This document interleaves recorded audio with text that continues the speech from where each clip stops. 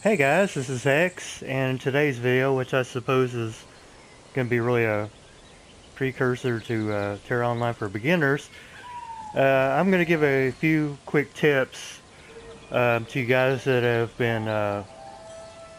been playing a little bit already, and more or less just started. And this might also be helpful for those that maybe might be curious about some of the game mechanics.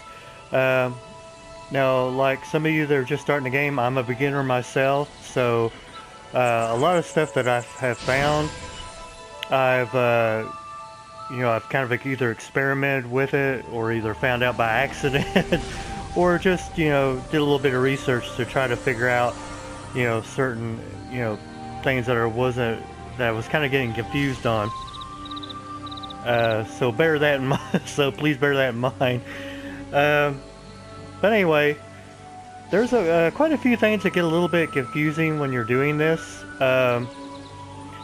because there's just so much information. And a lot of stuff that it has on here, it, they don't really explain it that well. I mean, they do explain it quite a bit during the tutorial part, but there's other things that's just kind of a little bit vague. Um, for example, like the map, which if you hit your touchpad, you bring it up. There's no key to really tell you, what these symbols mean, which is kind of like a little bit of a hassle. Of course, obviously you see the roads, but the circle with the flag in it, those are usually settlements or farms of some sort. The blue is usually an area that you go into for a particular quest. Now I know you might be thinking, well, it's like, well, can you highlight any of these on this particular map? On this one, you can't, and if you try to move it around, you can't do anything with it, and you can't, you see like the thing on the side that says L2 and or R2 for zoom in and zoom out. That is not for your map. That is just for your, how you want your character set up. I prefer to have my character about right there. Um, that way I can see everything that that's coming at me.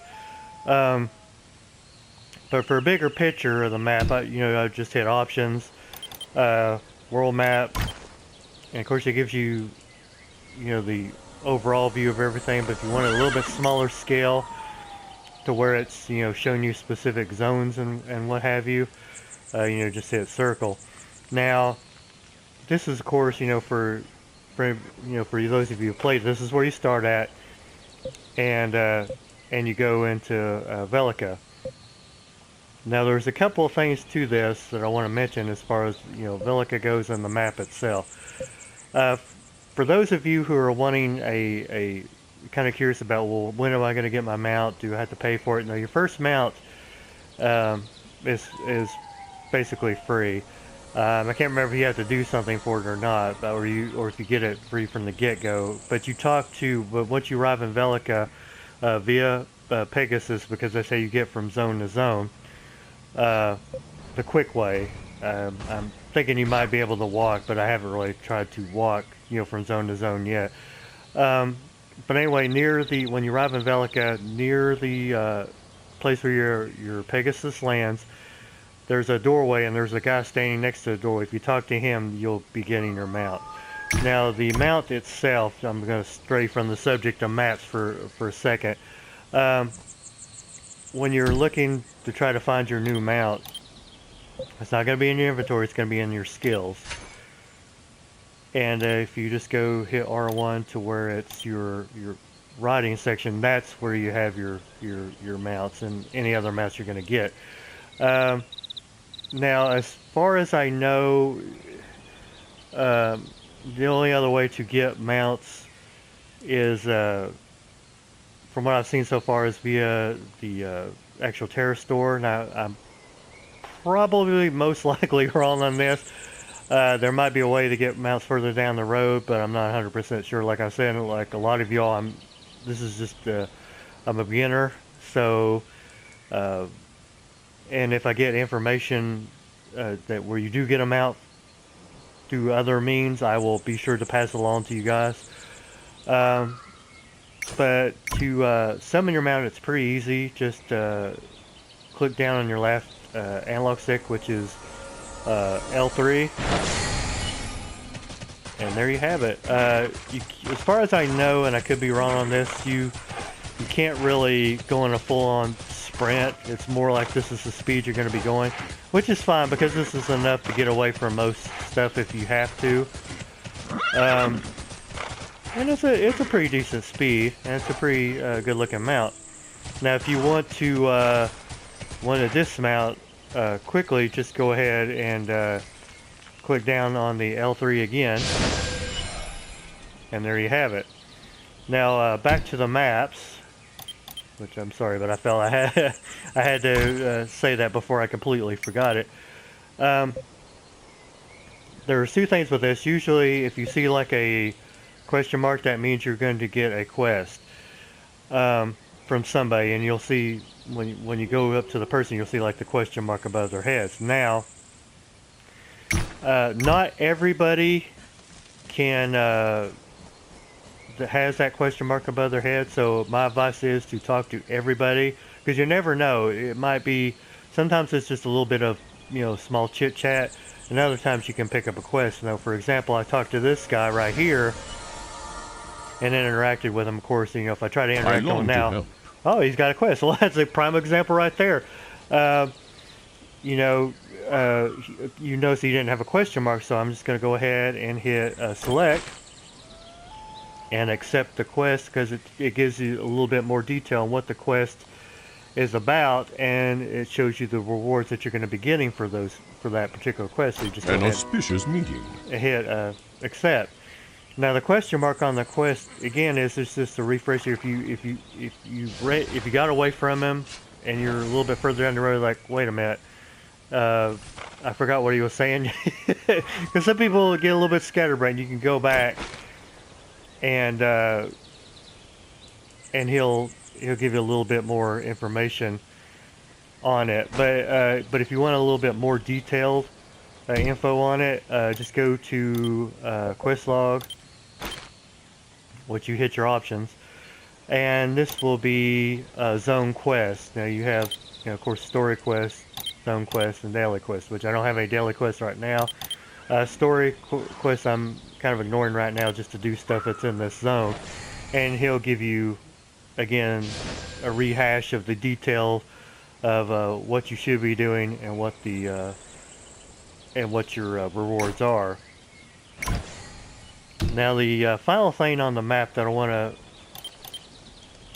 make everybody aware of is that you notice that there's numbers associated with this. These are the levels that are recommended for this. Now you can go into these areas like if you're like way higher than, let's say, 38, for example. Let's say you're 44 or maybe 45. You can go into it, but be forewarned that there will be no drops when you kill enemies, because you're just too far up. And as far as I know, I think you may not even get any experience for it, though. If you go to, like, you know, quests in that area and get those quests, you will get experience and items if you finish quests in that area. So that's just something to keep that in mind. You could go into like this area, maybe if you're like 39, if you're a little bit over, and still get, you know, drops and stuff like that if you're just barely over it. But if you're way far away from this range, just keep in mind that you won't be getting any kind of drops for it unless you go to the quest giver, and then you get stuff at the end of that particular quest. Now another thing is usually if you kill a monster, I'm going to see if I can actually find it. Okay, right here is a prime example where somebody killed a monster but didn't pick up everything that they can get. Now as you can see, these are all dark. Let me get away from the sky for a minute. Eventually, after a while, if you wait long enough, these are going to be available to you. Now, right after somebody kills a monster, obviously nobody's going to be able to pick it up because the loot that drops pertains to that person, and it wouldn't be fair to that person if you're just swooping in there and picking up the stuff right after they made that kill. And as you can see right there, that has appeared to me, so I can pick it up. Now, not everything that you can pick up. I mean, you can pick up stuff like that or gold. So you can basically wander around through there and just pick up gold that people just haven't bothered to pick up all the way. Strong boxes is a different story. I've tried to pick those up and it just simply will not let you do that. Now another thing, hopefully I can find it. Okay, there's one up there. Make sure to pick up any kind of materials when you get a chance, because there's another one right there, and you can basically sell these. All you gotta do is, by the way, is just tap X and it's gonna gather it up automatically and do the woo as a celebration, which I think is kind of a little overdoing it. But you can get this to craft various things, or you can just simply sell it to get some money out of it. And speaking of money, let's get to a safer place. Money plays a big part in this because just about everything in here costs money to do, such as like transporting on the Pegasus, for example. You have to pay money for it. Now let me go to my inventory, and at the bottom right you'll see where it says gold, and it has like these different coins listed. The gold, of course, the gold color, of course, is your gold. The silver color is your silver, and the copper color, I think, is called res. I'm not 100% sure on that. But for every 100 res that you get one silver, and for every 100 silver you get one gold. So as you can see, I have 41 gold, 85 silver, and 77 res. So that's just to keep in mind, because at first I was kind of confused about that, because it's like, wait a minute, I thought everything revolved around gold. Why am I getting this other currency? So I basically had to poke around trying to find out what this was at first, until I figured out what it eventually was.